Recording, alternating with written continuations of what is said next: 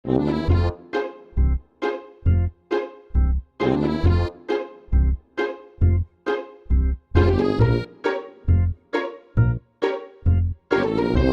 video ini, saya akan membahas bagaimana sistem komunikasi nirkabel bekerja, apa manfaat, serta tantangan yang dihadapinya. Mari kita mulai.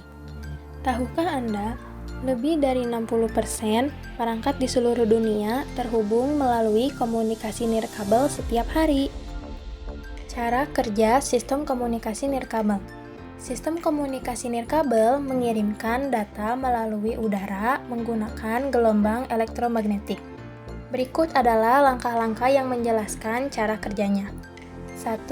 Pemancar. Data seperti suara atau teks dikonversi oleh pemancar menjadi sinyal elektromagnetik melalui proses modulasi. Modulasi adalah teknik mengubah karakteristik gelombang pembawa, carrier wave, seperti frekuensi, amplitudo, atau fase sesuai dengan data. Medium ini bebas dari kabel, menggunakan udara atau ruang vakum sebagai jalur transmisi.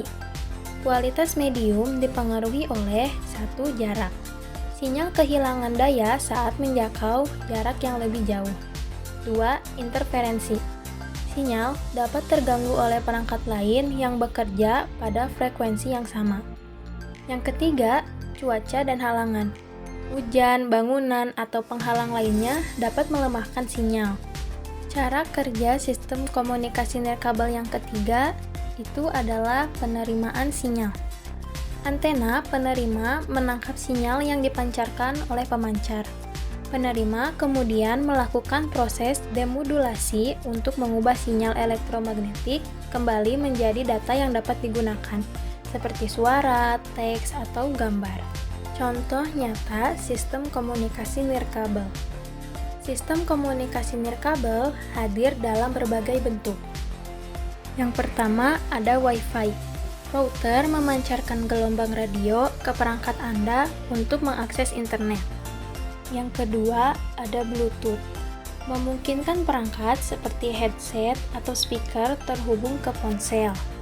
Lalu yang ketiga, ada jaringan seluler 4G, 5G.